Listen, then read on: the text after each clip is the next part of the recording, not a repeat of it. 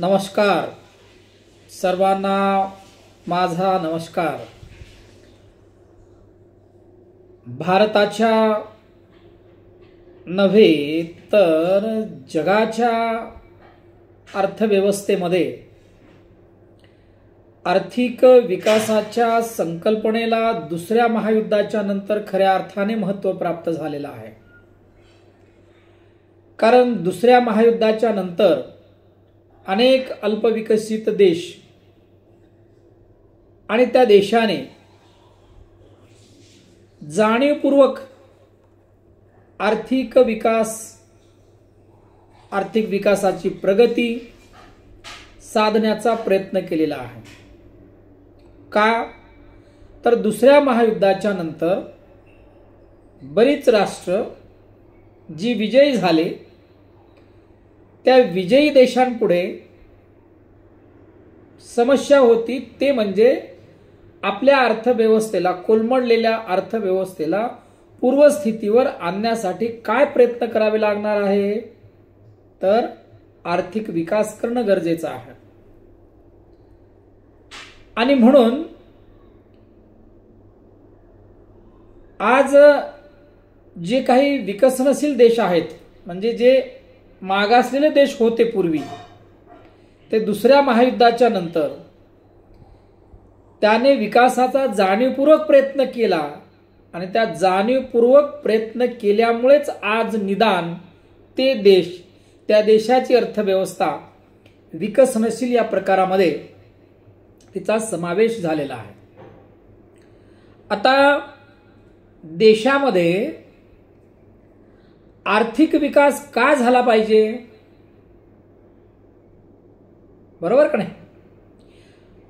आर्थिक विकासाचं महत्त्व काय आहे आणि आर्थिक विकासामुळे अर्थव्यवस्थेला कोणत्या प्रकारचा फायदा होतो? आर्थिक विकासामुळे त्या देशातल्या समाजाला कोणता फायदा होतो? या सगळ्याचं विवेचन, या सगळ्यांचं विश्लेषण त्यासाठी आवश्यक आहे की ज्या देशामध्ये विविध क्षेत्रामध्ये अनेक प्रकारच्या समस्या आहेत आणि त्या समस्या विकासातल्या अडथळा ठरतात, म्हणून तो अडथळा दूर करून त्या प्रत्येक क्षेत्रामध्ये सुधारणा घडून आणली पाहिजे, म्हणून त्यासाठी विकास गरजेचा आहे। आता ह्या आर्थिक विकासाची जी गरज आहे किंवा आर्थिक विकासाचं जे महत्त्व आहे, हे का गरजेचं आहे? तर आर्थिक विकासामुळे देशाच्या एकूण राष्ट्रीय उत्पन्नामध्ये वाढ होण्यास मदत होते, म्हणून आर्थिक विकास होणं गरजेचं आहे। आर्थिक विकासामुळे देशातल्या लोकांचं दरडोई उत्पन्न वाढू शकतं, म्हणून आर्थिक विकास होणं गरजेचं आहे। कारण आर्थिक विकास जर झाला, प्रत्येक क्षेत्रामध्ये सुधारणा जर झाल्या, प्रत्येक क्षेत्रामध्ये जर रोजगार निर्माण जर झाला, तर लोकांच्या दरडोई उत्पन्नामध्ये वाढ होते आणि दरडोई उत्पन्नामध्ये वाढ होणं हे देशाच्या आर्थिक विकासाचं इंडिकेटर्स आहे, त्याचं लक्षण आहे, त्याचं वैशिष्ट्य आहे। आणि म्हणून आर्थिक विकास होणं गरजेचं आहे की आर्थिक विकासामुळे देशाच्या उत्पन्नात वाढ होते, निव्वळ उत्पन्न वाढू शकतं, पर कॅपिटा इन्कम मध्ये वाढ होऊ शकते। कारण उत्पादन वाढलं म्हणजे कशात वाढ होते, तर उत्पादन वाढलं म्हणजे पैशातलं मूल्य वाढते आणि पैशातलं मूल्य वाढलं म्हणजे राष्ट्रीय उत्पन्नात वाढ होते आणि राष्ट्रीय उत्पन्नात वाढ होणं हे देखील आर्थिक विकासाचं इंडिकेटर आहे। म्हणून आर्थिक विकासामध्ये वाढ झाल्यामुळं राष्ट्रीय उत्पन्नात वाढ होते आणि राष्ट्रीय उत्पन्नात वाढ होणं हे आर्थिक विकासाचं लक्षण आहे, बरोबर? आणि म्हणून आपल्याला सांगता येतं की लोकांच्या दरडोई उत्पन्नात वाढ झाली तर काय होतं, तर पुढील काळामध्ये अनेक सकारात्मक परिवर्तन आपल्याला बघायला मिळतं. राष्ट्रीय उत्पन्न वाढलं, निव्वळ उत्पन्न वाढलं, दरडोई उत्पन्न वाढलं तर त्यामुळे उद्या भविष्य काळामध्ये, वर्तमान काळामध्ये लोकांच्या उपभोग्य वस्तू आणि सेवांची निर्मिती मोठ्या प्रमाणावर होते. लोकांचा वस्तू आणि सेवांचा उपभोग मोठ्या प्रमाणावर वाढायला लागतो. लोकांची खर्च करण्याची प्रवृत्ती म्हणजे वाढीच लागते. एकंदर लोकांचं लाईफस्टाईल जे आहे ते सुधारायला लागतं आणि म्हणून आर्थिक विकासामध्ये वाढ होणं हे फार गरजेचं आहे. राष्ट्रीय उत्पन्नामध्ये वाढीबरोबर आपल्याला दुसरी गोष्ट सांगता येते की आर्थिक विकास का गरजेचा आहे. आर्थिक विकासाचं महत्व काय आहे, तर जॉब क्रिएशन निर्माण होतात. जॉब क्रिएशन होतं म्हणजे रोजगाराची निर्मिती होते, आहे का. जसं की राष्ट्रीय उत्पन्नाच्या बाबतीमध्ये आपण सांगितलं की समजा 50 आणि 51 मध्ये आपल्या देशाचं राष्ट्रीय उत्पन्नाचं जर पर्सेंटेज जर पाहिलं तर 6.4% हे राष्ट्रीय उत्पन्नामध्ये, स्थूल राष्ट्रीय उत्पन्नामध्ये वाढ आपल्याला पाहायला मिळते. त्यामुळे दरडोई उत्पन्न देखील त्या कालखंडामध्ये 4.6% अशा पद्धतीचं होतं. 1956 ते 57च्या दरम्यान जे काही ग्रॉस डोमेस्टिक प्रोडक्शन आहे हे 9.1% होतं. त्यावेळेला दरडोई उत्पन्न देखील 17.4% होतं. 1976 ते 77च्या कालखंडामध्ये स्थूल राष्ट्रीय उत्पन्न वाढीचा जो दर होता तो 7.8% होता आणि त्यावेळेला दरडोई उत्पन्न जे आहे ते 5.5% होतं. 24 आणि 25 म्हणजे साधारणपणे 23 आणि 24चा जर कालखंड जर पाहिला तर या कालखंडामध्ये 9.6% हे स्थूल राष्ट्रीय उत्पन्न होतं आणि दरडोई उत्पन्न वाढीचा दर हा 8.7% होता. म्हणजे आपल्याला कुठंतरी असं दिसतं की राष्ट्रीय उत्पन्न वाढत गेलं त्याच प्रमाणामध्ये हळूहळू दरडोई उत्पन्नामध्ये देखील वाढ झालेली आहे आणि हे आर्थिक विकासाचं इंडिकेटर आहे. त्यामुळे सकारात्मक परिवर्तन अर्थव्यवस्थेमध्ये होतात. दरडोई उत्पन्न वाढलं आहे का नाही. आणि दुसरी गोष्ट आपल्याला सांगता येते की जे रोजगाराचं जे जॉब क्रिएशन आहे का नाही, त्या जॉब क्रिएशनच्या बाबतीमध्ये देखील आपल्याला सांगता येतं की अनेक नवीन उद्योगधंदे निर्माण होतात आर्थिक विकासाच्या प्रक्रियेमध्ये. आणि नवीन उद्योगधंदे निर्माण झाल्यामुळे काय होतं की रोजगाराच्या संधी त्या क्षेत्रामध्ये निर्माण होतात आणि त्यामुळे देशामधली जी काही बेरोजगाराची पातळी आहे, अनएम्प्लॉयमेंट लेवल आहे, ती अनएम्प्लॉयमेंट लेवल कमी होते उद्योगधंद्याचा विस्तार आणि नवीन उद्योगधंदे निर्माण झाल्यामुळं.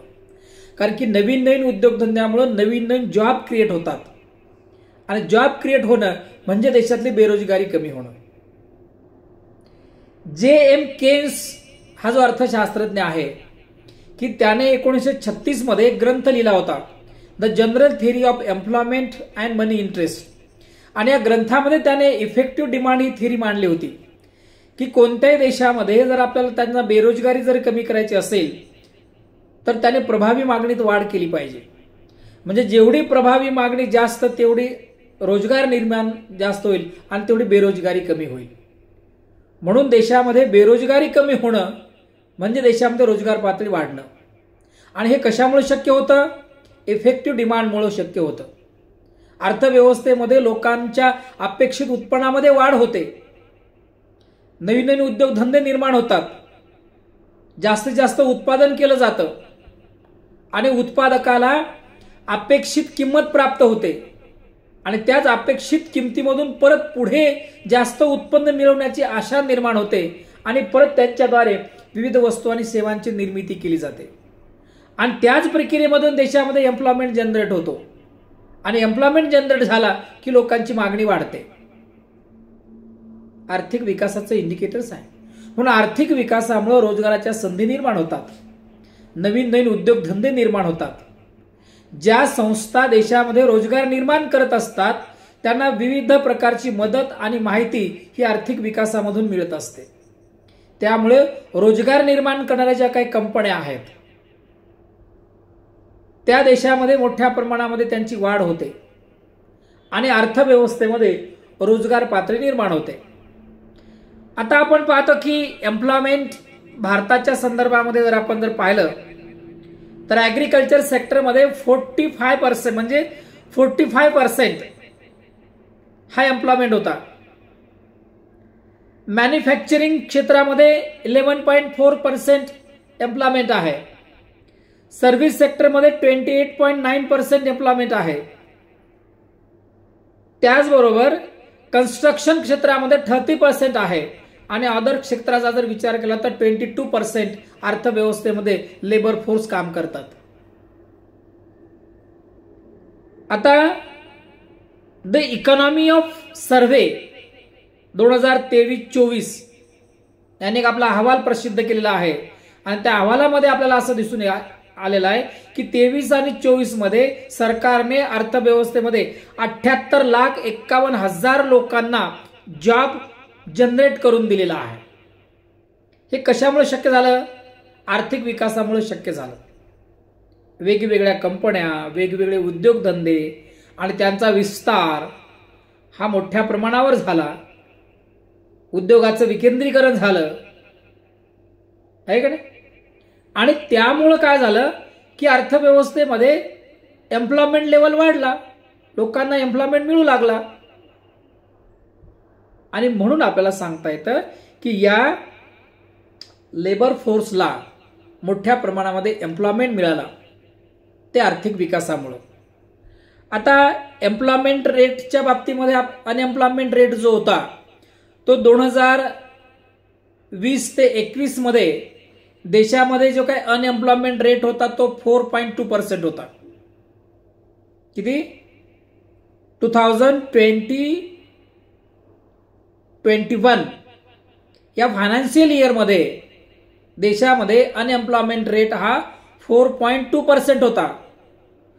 तो 2021-22 मध्ये तो 4.1% झाला. म्हणजे 4.2 वरून 4.1% हा कमी झाला. म्हणजे एम्प्लॉयमेंट कमी झाला म्हणजे अनएम्प्लॉयमेंट कमी झाला म्हणजे एम्प्लॉयमेंट वाढला. बरोबर. आणि त्याच्यानंतर 2022 ते 23 मध्ये तो 3.2% झालेला आहे. म्हणजे अनएम्प्लॉयमेंट रेट कमी झाला आणि एम्प्लॉयमेंट रेट वाढला. यावरून आपल्याला असं सांगता येतं हे कशामुळे शक्य झालं तर आर्थिक विकासामुळे शक्य झालं. नवीन नवीन उद्योगधंदे निर्माण झाल्यामुळे शक्य झालं आणि सरकारच्या उद्योजक निर्माण करण्याच्या धोरणामुळे देखील हे शक्य झालेलं आहे. अनेक तरुणांना स्वयंरोजगार उपलब्ध करून देण्यासाठी सरकारने वेगवेगळ्या प्रकारच्या योजना कार्यान्वित केल्या. त्याच्यामुळे त्यांना रोजगार मिळाला आणि हे विकासाचं लक्षण आहे. तदनंतर आपल्याला दुसरी गोष्ट एक विचारामध्ये घेता येते की उद्योगाचं जे विकेंद्रीकरण आहे हे विकेंद्रीकरण देखील औद्योगिक या विकासामुळे शक्य झालेलं आहे. बरोबर. उद्योगाचं विकेंद्रीकरण, इंडस्ट्रीज डायव्हर्फॅसिलिशन्स, डिसेंट्रलाइज, उद्योगांचं विविधीकरण तसेच उद्योगाचं विकेंद्रीकरण. आता आर्थिक विकासामुळे काय झालं तर देशामध्ये उद्योगाचं विविधीकरण घडून येऊ शकतं. म्हणजे त्यामुळे देश कुठल्या तरी एका उद्योगावर अवलंबून राहत नाही. कारण उद्योगाच्या विविधीकरणामुळे देशामध्ये आर्थिक स्थैर्य निर्माण होऊ शकतं. म्हणून एकाच ठिकाणी एकाच प्रकारचे उद्योग स्थापन करण्याच्या ऐवजी एका ठिकाणी वेगवेगळ्या प्रकारचे जर उद्योगधंदे जर स्थापन झाले तर त्यामुळे अर्थव्यवस्थेमध्ये इकॉनॉमिक स्टॅबिलायझेशन प्राप्त होऊ शकतं, आर्थिक स्थैर्य प्राप्त होऊ शकतं. म्हणून उद्योगाचं विविधीकरण होणं गरजेचं आहे. एका उद्योगामध्ये झालेला तोटा दुसऱ्या उद्योगामध्ये झालेल्या फायद्यामुळे तो भरून निघू शकतो तो तोटा.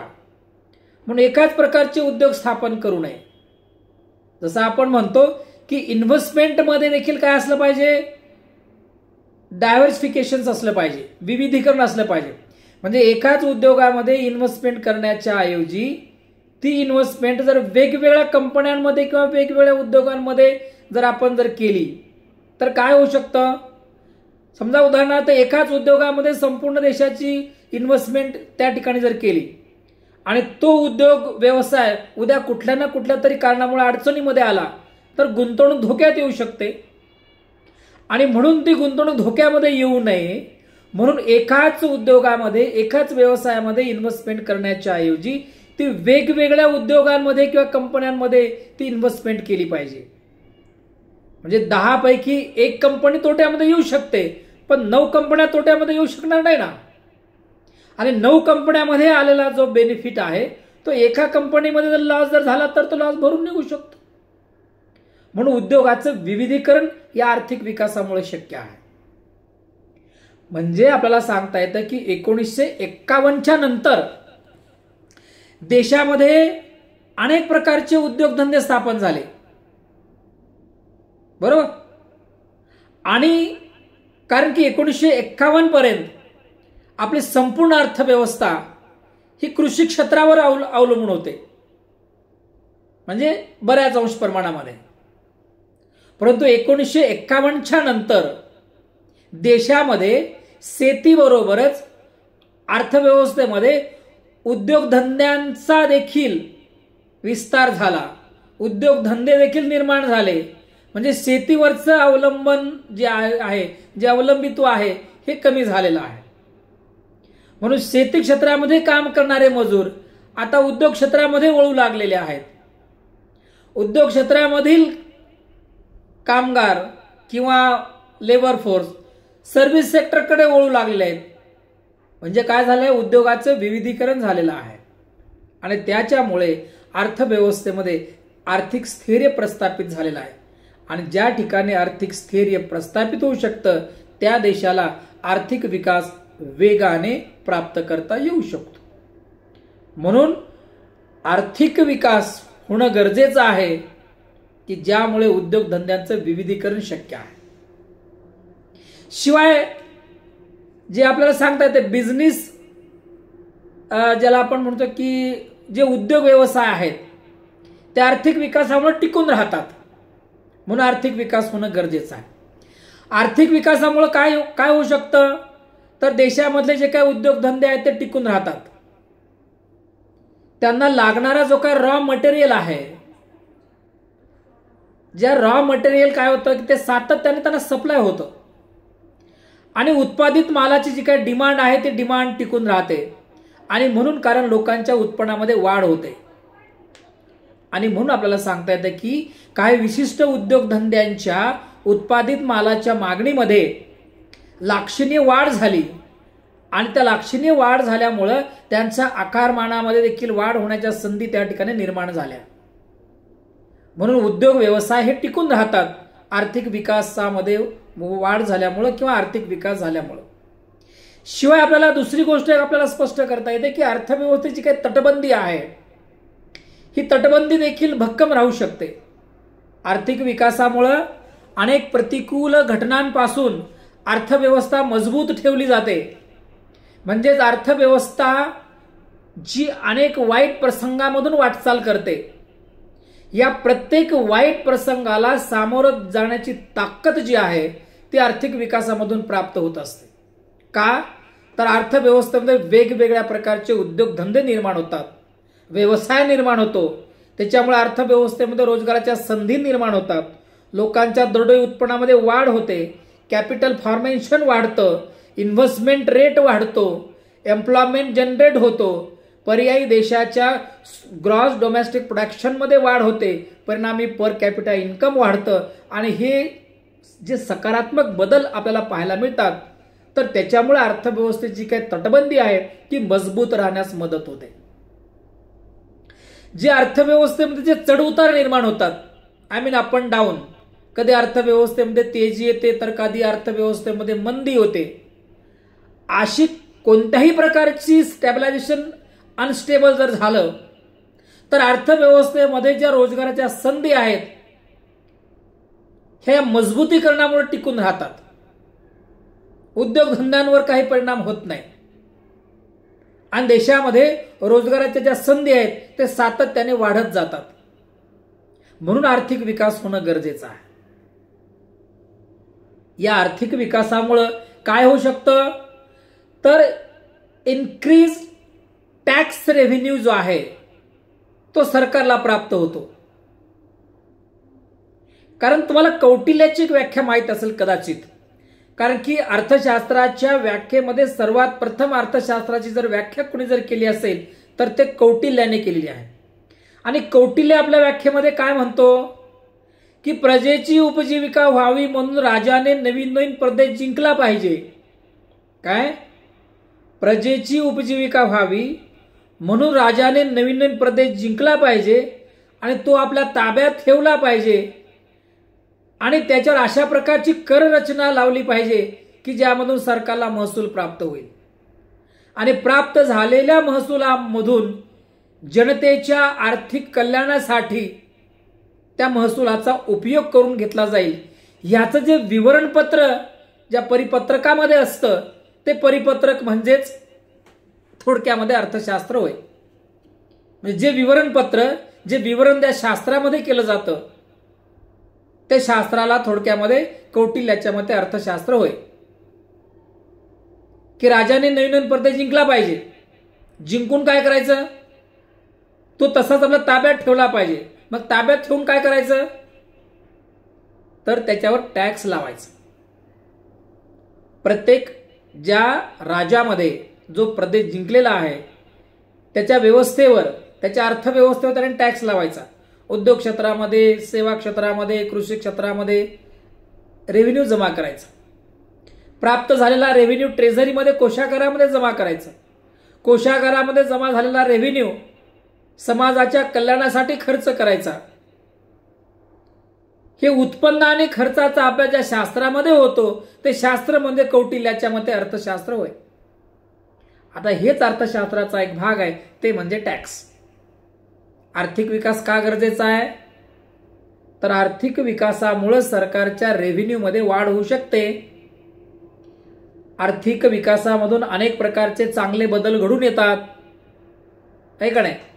कारण की लोकांच्या दरडोई उत्पन्न पातळीमध्ये वाढ होते, लोकांचं उत्पन्न वाढतं, लोकांच्या आर्थिक व्यवहारांची संख्या वाढते आणि त्यामुळे सरकारला वेगवेगळ्या माध्यमातून महसुलाची प्राप्ती करता येऊ शकते. बरोबर. आता मी म्हणालो की सरकारला टॅक्स रेव्हेन्यू कलेक्शन करता येतं. मग आता त्या टॅक्सचा उपयोग काय करायचा, ज्या रेव्हेन्यूचा उपयोग काय करायचा तर प्राप्त झालेलं जे रेव्हेन्यू आहे तर ते रेव्हेन्यू लोकांच्या कल्याणाच्या योजनांवर खर्च करायचा. कारण समाजामध्ये असे काही वर्ग आहेत की जे अनुत्पादक लोकसंख्या आहे.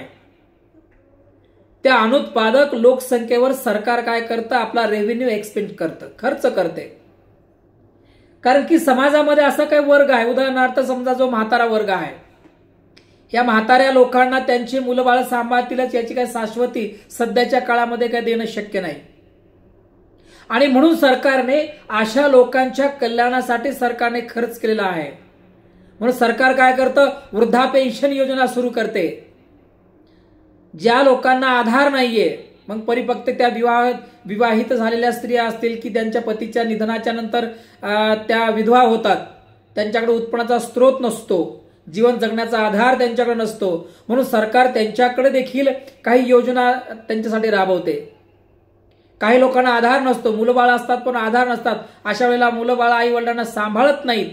मग अशा वेळेला सरकारची ती जबाबदारी सरकार घेते आणि त्या लोकांसाठी जे रेव्हेन्यू जमा केलेला आहे इतर उत्पन्नधारक लोकांकडनं त्या मिळालेल्या रेव्हेन्यू मधून सरकार अशा लोकांवर खर्च करतं की जे लोक निराधार आहेत.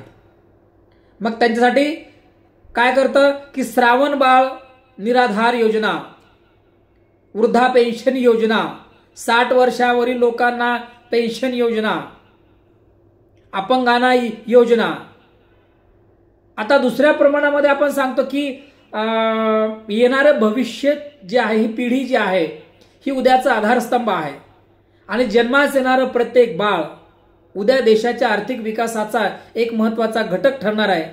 मग हा घटक कोणत्या ठिकाणी जन्म घेईल काही माहिती नाही. मग अशा वेळेला बऱ्याच ठिकाणी महिलांचं, गर्भवती माता मृत्यूदरांचं प्रमाण रोखण्यासाठी बऱ्याचशा महिलांना प्रेग्नन्सीमध्ये त्यांना पोषक आहार नसते. मग अशा वेळेला त्यांच्याकडनं जन्मास येणारं जे भविष्य आहे हे वेगळ्या पद्धतीचं जन्मास येऊ शकतं. म्हणून ते सशक्त जन्मास यावं म्हणून सरकार अशा प्रेग्नेंट असणाऱ्या महिलांना मासिक त्यांच्या खात्यावर विशिष्ट प्रकारची रक्कम त्यांना पोषक आहार मिळावा यासाठी सरकार खर्च करते. मग हा सरकार कुठून खर्च करते? तर सरकारच्या ट्रेझरीमधून. ही ट्रेझरीमध्ये पैसे केव्हा जमा होतात? जेव्हा उत्पन्नधारक, नफा कमवणारे लोक यांच्यावर सरकार टॅक्स लावते. मग त्यांचं उत्पन्न केव्हा वाढतं? जेव्हा आर्थिक विकास वाढतो तेव्हा. म्हणून आर्थिक विकास वाढल्यामुळं लोकांचं दरडोई उत्पन्न वाढतं, लोकांच्या विविध व्यवहारांची संख्या वाढते. मग अशा वेगवेगळ्या व्यवहारांवर सरकार टॅक्स लावून आपलं उत्पन्न वाढवते आणि वाढवलेल्या उत्पन्नावर सरकार मग अशा वेगवेगळ्या योजनांवर खर्च करते. आहे का? मग शेती क्षेत्रामध्ये काही योजना असतील शेतीच्या विकासासाठी, उद्योग क्षेत्रामध्ये काही योजना असतील उद्योग क्षेत्रांच्या विस्तारासाठी. अशा लोकांना अनुदान स्वरूपामध्ये सरकार काही रक्कम देते आणि त्याच्या माध्यमातून त्यांचा आर्थिक विकास करण्याचा प्रयत्न सरकार करते. म्हणून आर्थिक विकासामुळं सरकारच्या रेव्हेन्यूमध्ये वाढ होते. त्याचबरोबर आपल्याला सांगता येतं की आर्थिक विकासामध्ये इम्प्रूव्ह होतं quality of life, living of standard. आता काय की आर्थिक विकासामधून देशामध्ये बेसिक इन्फ्रास्ट्रक्चर्स जे आहे त्या बेसिक इन्फ्रास्ट्रक्चरचं डेव्हलपमेंट होतं आर्थिक विकासामुळे. आता बेसिक इन्फ्रास्ट्रक्चर्स मध्ये कोणत्या गोष्टी येतील की ज्या फॅसिलिटीज मध्ये आहेत? मग शिक्षण आहे, आरोग्य आहे आणि त्याचबरोबर आपल्याला सांगता येतं की लोकांचा आहाराचा जो दर्जा आहे तो दर्जाही सुधारतो. कारण आहारामधून लोकांना अधिक उष्मांक मिळतो, कॅलरीज मिळते. आहे का नाही? केव्हा मिळतं? आर्थिक विकासामधून. लोकांच्या जीवनमानाचा दर्जा सुधारला जातो की जेव्हा लोकांना उत्पन्नाची प्राप्ती होते आणि उत्पन्नाची प्राप्ती झाली त्यांना रोजगार मिळतो. मग रोजगार केव्हा मिळेल? तर सरकारने अशा काही फॅसिलिटीज उपलब्ध करून दिल्या पाहिजे की ज्या फॅसिलिटीज लोकांच्या किमान कौशल्यामध्ये वाढ करतील, ते म्हणजे एज्युकेशन. शिक्षण हे सामाजिक आणि आर्थिक विकासाचं परिवर्तन करण्याचं एकमेव साधन आहे आणि म्हणून हे शिक्षण हे सर्वांपर्यंत पोहोचण्यासाठी सरकार विकासाला लक्ष देतं, विकासाकडे लक्ष देतं आणि त्यासाठी ह्या ज्या काही पायाभूत सुविधा आहेत त्या पायाभूत सुविधा निर्माण झाल्या पाहिजे, पायाभूत सुविधा सर्वांपर्यंत पोहोचल्या पाहिजे. सरकार त्यासाठी वेगवेगळ्या मार्गाने प्रयत्न करते. आता आरोग्य सुधारलं पाहिजे. कशामुळे सुधारेल? चांगलं पौष्टिक खायला मिळेल तर सुधारेल ना. म्हणजे जीवन जगण्यासाठी 2250 कॅलरीज एवढा उष्मांक माणसाला दररोजचं जीवन जगण्यासाठी लागतो. मग 2250 कॅलरीज त्याला मिळवायचा आहे. कसं मिळेल? जे काही ट्रान्सपोर्ट इन्स्ट्रुमेंट्स आहेत, ट्रान्सपोर्टचे साधनं देखील वाढतात, वर्तमानपत्रांची संख्या वाढते. म्हणजे एकूणच लोकांचा जो काही राहणीमानाचा जो दर्जा आहे तो दर्जा सुधारायला लागतो. शिक्षण मिळालं तर शिक्षण मिळून उपयोगात नाही हो. मिळालेलं शिक्षण उद्यांच्या रोजीरोटीचं साधन पण बनलं पाहिजे. आपण सांगतो की शिक्षण माणसाला जीवन जगण्याचा मार्ग सांगतो. शिक्षण माणसाला माणूस म्हणून घडवतं, परंतु त्यासाठी शिक्षण म्हणजे माणसाला रोजी रोटी पुरवण्याचं साधन देखील ठरलं पाहिजे. याच्यावर देखील जास्तीत जास्त लक्ष दिलं पाहिजे. कारण आर्थिक विकास ही आज प्रत्येक देशाची गरज निर्माण झालेली आहे, प्रत्येक देशांची गरज आहे. आणि म्हणून आज प्रत्येक देश या आर्थिक विकासाच्या मागे धावत आहे. कमी उत्पन्न, आता ज्या देशांचं उत्पन्न कमी आहे त्या देशातील लोकांचं जे काही राहणीमान आहे ते राहणीमान देखील विकसित देशाच्या तुलनेने जरा निकृष्ट दर्जाचं म्हणण्यापेक्षा कमी प्रतीचं असतं. परंतु काही देशामध्ये दरडोई उत्पन्न जरी कमी असेल तरी त्या देशाचा समाधानाचा जो इंडेक्स आहे तो समाधानाचा इंडेक्स जास्त असतो, सॅटिस्फिकेशन इंडेक्स. बरं, देशातलं एकूण राष्ट्रीय उत्पन्न वाढलं म्हणजे देशाचा आर्थिक विकास होतो. पण आर्थिक विकास म्हणजे सर्व काही नाही, तर आर्थिक विकासामध्ये अनेक गोष्टी आहेत. समाजातला प्रत्येक घटक, समाजातली प्रत्येक व्यक्ती ही समाधानी असणं ही आर्थिक विकासाचं लक्षण आहे. मग तो कोणत्याही क्षेत्रातला असो, कोणत्याही पातळीतला असो, प्रत्येक व्यक्तीचं समाधान हे आर्थिक विकासाचं लक्षण असलं पाहिजे. म्हणून सॅटिस्फिकेशन इंडेक्स जास्त असला पाहिजे, आहे का नाही?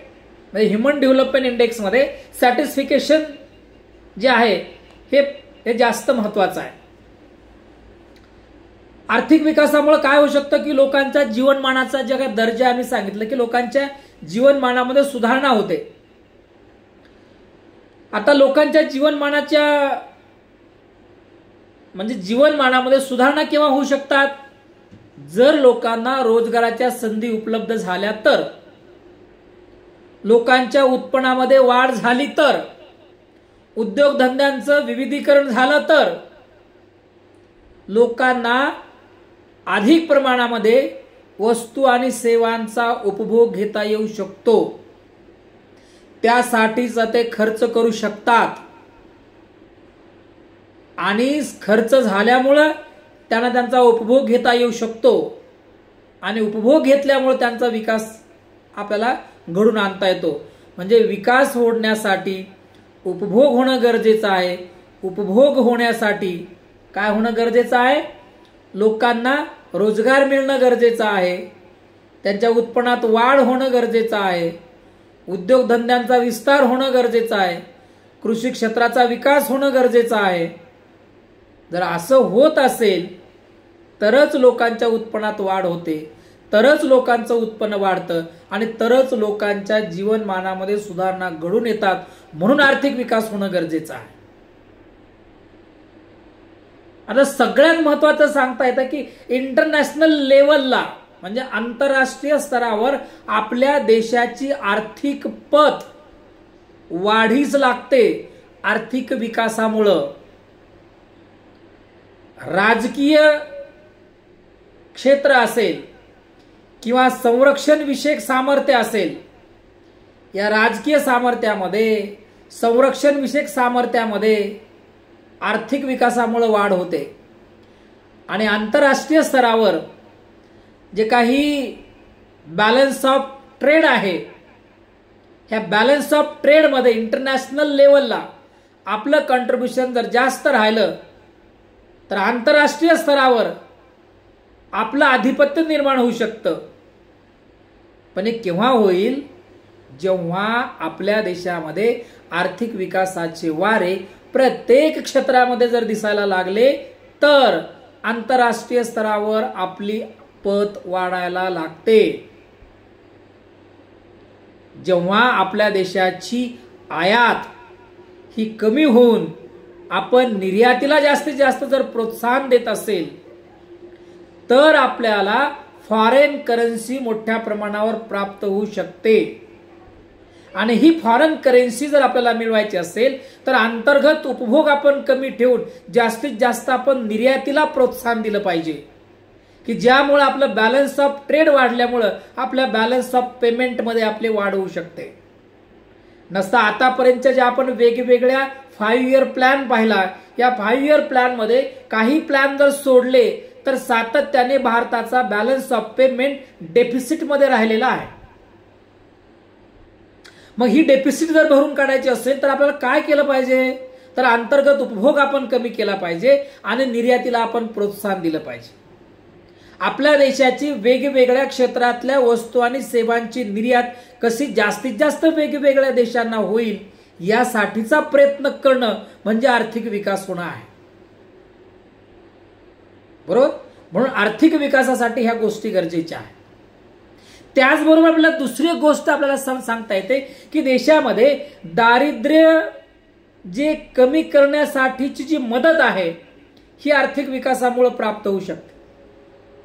म्हणजे सर्वच अल्पविकसित देशामधल्या लोकांना किंवा सर्वच अल्पविकसित जे देश आहेत, जे मागासलेले देश आहेत, या सगळ्याच देशांना एकमेव अशी समस्या ती भेडसावत आहे, ती म्हणजे त्या देशातलं दारिद्र्य. आता हे दारिद्र्य काय आहे तर मी तुम्हाला सांगितलं की असं कुटुंब, अशी व्यक्ती अशा अवस्थेमध्ये जीवन जगत असते. ती काय तशा अवस्थेमध्ये जीवन जगते, मागासलेल्या अवस्थेमध्ये, कारण की त्यांना अन्न, वस्त्र, निवारा आणि शिक्षण ह्या 4 गोष्टी आणि त्याचबरोबर इतर काही आवश्यक गोष्टी त्यांना उपलब्ध होत नाहीत. त्यामुळे असं कुटुंब, अशी व्यक्ती ज्या अवस्थेमध्ये जीवन जगते ती अवस्था म्हणजे दारिद्र्य होय. मग आता प्रत्येक विकसनशील देशामध्ये अशा अवस्थेमध्ये जीवन जगणारे लोक आहेत, म्हणजे त्या देशापुढे दारिद्र्य ही मोठी समस्या आहे आणि म्हणून ती समस्या दूर केली पाहिजे. आणि ती समस्या जर दूर करायची असेल तर देशाने आर्थिक विकासाला चालना देणं गरजेचं आहे. आर्थिक विकासाला चालना द्यायची म्हणजे नेमकं काय करायचं, तर कृषी क्षेत्राचा विकास आणि विस्तार करायचा, कृषी क्षेत्रामध्ये सुधारणा घडून आणायच्या, कृषी क्षेत्रामध्ये समस्या दूर करायच्या आणि शेती क्षेत्राला प्रोत्साहन द्यायचं. म्हणजे शेती क्षेत्रामध्ये रोजगार निर्माण होईल आणि शेती क्षेत्राची सुधारणा करण्यासाठी, शेती क्षेत्राचं डेव्हलपमेंट करण्यासाठी त्याला पूरक अशा प्रकारच्या कृषी उद्योगाची स्थापना केली पाहिजे. म्हणजे कृषी क्षेत्र आणि कृषीपूरक उद्योगधंदे या दोन्ही क्षेत्रामध्ये लोकांना रोजगार निर्माण होईल आणि रोजगार निर्माण झाला म्हणजे आपोआपच दारिद्र्य हळूहळू कमी होईल. उद्योगधंद्याचा विस्तार आणि नवीन उद्योगधंद्याच्या स्थापनेसाठी नवीन पुनर्रचना केली पाहिजे. म्हणजे उद्योगधंदे निर्माण होतील, उद्योगांचं विविधीकरण होईल, उद्योगाचं विकेंद्रीकरण होईल आणि त्यामुळे एकाच भागामध्ये उद्योग स्थापन होण्याच्या ऐवजी ते उद्योगधंदे वेगवेगळ्या ठिकाणी स्थापन झाल्यामुळे त्या त्या भागातल्या लोकांना रोजगार मिळेल. म्हणजे तिथील लोकांना उद्योगधंद्यामध्ये रोजगार मिळेल आणि स्थानिक उत्पादनावर आधारित जर उद्योगधंदे जर काढले तर स्थानिक भागातील लोकांना रोजगार मिळेल. समजा आता कापूस उत्पादन निर्माण करणारे काही जिल्हे आहेत, त्या जिल्ह्यामध्ये जर कापसावर प्रक्रिया करणारे कारखाने जर त्या भागामध्ये जर काढले तर त्या भागातल्या लोकांना रोजगार मिळेल. मग ते लोक शहरी भागामध्ये कशाला येतील, नाही येणार. म्हणून उत्पादन ज्या ठिकाणी होतं त्या उत्पादनाच्या ठिकाणी जर उत्पादनावर प्रक्रिया करणारे जर कारखाने जर काढले तर त्या भागातल्या लोकांना रोजगार मिळेल, पर्यायी त्या भागातली दारिद्र्य कमी होईल. म्हणून आर्थिक विकास होणं गरजेचं आहे. त्याचबरोबर आपल्याला दुसरी गोष्ट सांगता येतं की एज्युकेशन आणि हेल्थ ह्या दोन्ही गोष्टी फार महत्वाच्या आहेत. याच्यामध्ये क्वालिटी इम्प्रूव्ह झाली पाहिजे. हो, एज्युकेशनमध्ये क्वालिटी इम्प्रूव्ह झाली पाहिजे, क्वालिटी मेंटेन राहिली पाहिजे आणि क्वालिटीचे रिझल्ट जे आहेत हे रिझल्ट गुणवत्ताधारक लोकसंख्येमध्ये आपल्याला पाहायला मिळाले पाहिजे. हेल्थ फॅसिलिटीज ज्या आहेत ह्या प्रत्येक भागामध्ये उपलब्ध झाल्या पाहिजे. आता आपण ग्रामीण भागामध्ये काही क्षेत्र असे पाहतो की ज्या क्षेत्रामध्ये अजूनही हेल्थ फॅसिलिटीज अवेलेबल झालेल्या नाहीयेत आणि हेल्थ फॅसिलिटीज अवेलेबल न झाल्यामुळं त्या भागातल्या लोकांना पावसाळ्यामध्ये अजूनही या समस्येला सामोरं जावं लागतं. म्हणजे हे विकासाचं लक्षण आहे का? नाही. तर त्या भागामध्ये आरोग्य केंद्र निर्माण झाले पाहिजे, डॉक्टर त्या ठिकाणी 24 तास अवेलेबल राहिले पाहिजे आणि त्या ठिकाणी त्या लोकांना त्या सेवा दिल्या पाहिजे. There is a development. म्हणजे डेव्हलपमेंटमुळं रस्त्यांची सोय होते, दवाखान्याची सोय होते, प्रत्येक खेड हे शहराला जोडलं जातं. तयार झालेला कृषी क्षेत्रातला माल हा ताबडतोब शहरी मार्केटमध्ये येतो आणि योग्य वेळी त्याला योग्य किंमत मिळाल्यामुळं शेतीचं उत्पादन नंतरच्या कालखंडामध्ये वाढीला प्रोत्साहन मिळतं. हे सगळं विकासाचं लक्षण आपल्याला त्या ठिकाणी स्पष्ट करता येऊ शकतं. म्हणून आर्थिक विकास होणं गरजेचं आहे. आर्थिक विकास जर झाला तर शिक्षण चांगलं प्राप्त होतं आणि शिक्षणाचा उपयोग परत आर्थिक विकासासाठीच होतो. आरोग्य चांगलं जर दिलं तर चांगलं आरोग्य ज्या लोकांना मिळतं ते लोक परत उद्योगधंदा आणि कृषी क्षेत्रासाठी एक लेबर फोर्स म्हणून त्याचा सप्लाय होऊ शकतो आणि चांगल्या दर्जाचं उत्पादन त्यांच्याकडनं होऊ शकतं. म्हणजे हे घटक आर्थिक विकासासाठी गरजेचं आहे. म्हणजे आर्थिक विकासासाठी शिक्षण महत्वाचं आहे, आर्थिक विकासासाठी आरोग्य महत्वाचं आहे आणि शिक्षण आणि आरोग्य जर चांगलं मिळालं तर त्यामुळे आर्थिक विकासाला प्रोत्साहन प्राप्त होते. त्याचबरोबर आपल्याला ज्या काही इतर काही गोष्टी आहेत की ज्या सरकारकडून चांगल्या प्रकारच्या आरोग्यविषयक सुविधा किंवा शिक्षणविषयक सुविधा सरकार आर्थिक विकासामुळे उपलब्ध करून देऊ शकतं. कारण या आर्थिक सुविधांसाठी लागणारा जो काही खर्च आहे तो खर्च करण्याची जी क्षमता आहे ती क्षमता करण्याची जी तयारी आहे ती सरकारची असली पाहिजे. म्हणजे जर देशाला आर्थिक विकास जर करायचा असेल तर सरकारने शिक्षणावर खर्च करणं गरजेचं आहे.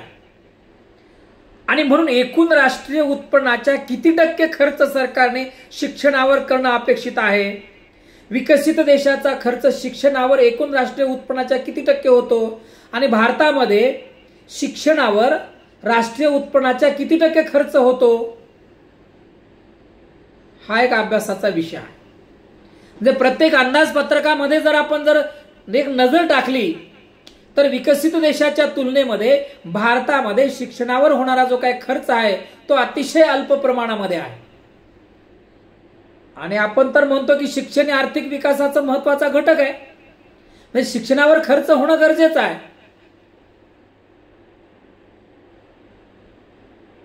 3-3.5% वर खर्च झालेला नाहीये. विकसित देशाचा विचार जर केला तर तेथील सरकार शिक्षण आणि संशोधनावर मोठ्या प्रमाणावर खर्च करते आहे का नाही. आता हे काही व्यापार नाहीये आहे का नाही. शिक्षण क्षेत्र हे व्यापार नाहीये.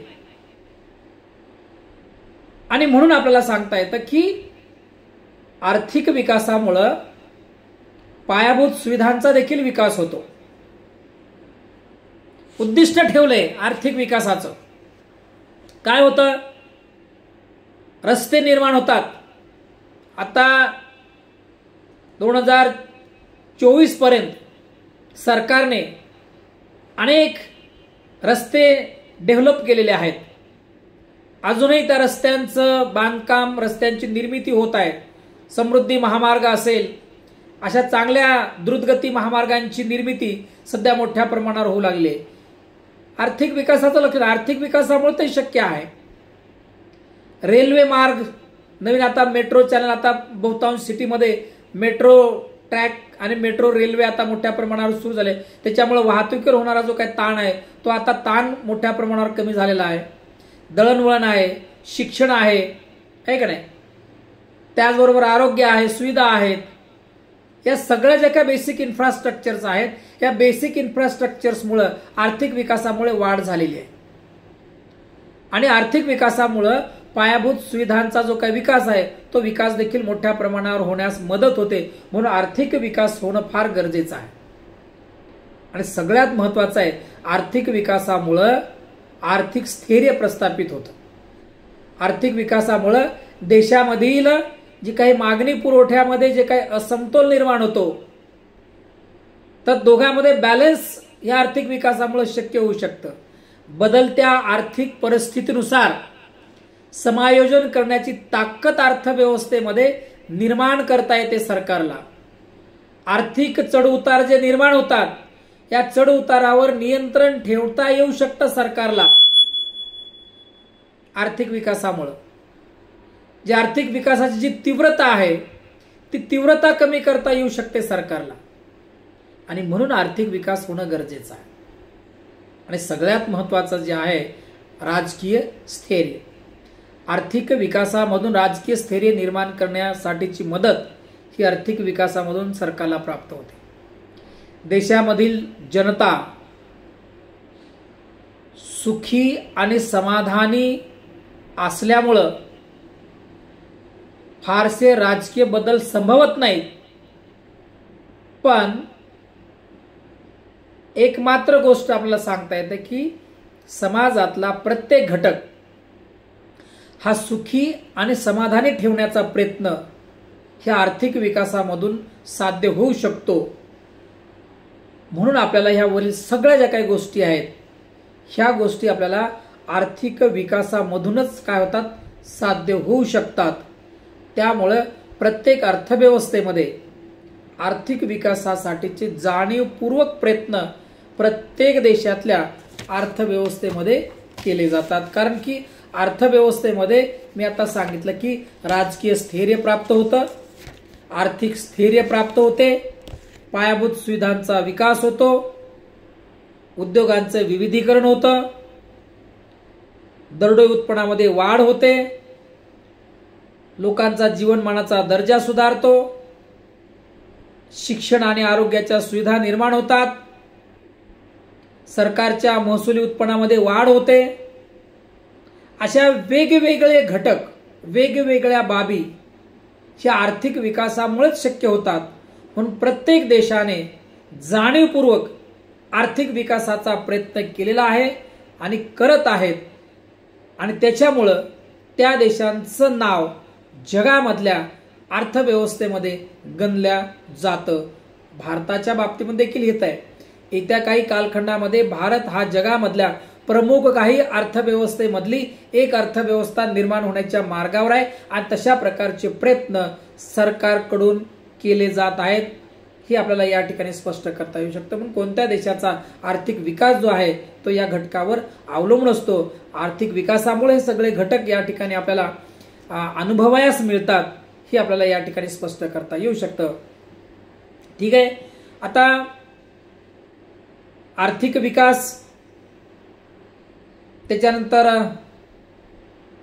आर्थिक विकासाचे निर्देशक ह्या गोष्टीच्या भागाच्या नंतर आपण दुसऱ्या काही भागामध्ये म्हणजे पुढील भागामध्ये आपण पुढल्या भागामध्ये आपण वळणार आहोत की विकसनशील देशाची आणि विकसित देशांची नेमकी वैशिष्ट्ये कोणती आहेत या गोष्टीवर आपण चर्चा करणार आहोत त्या पुढील सत्रामध्ये. ठीक आहे. थँक्यू.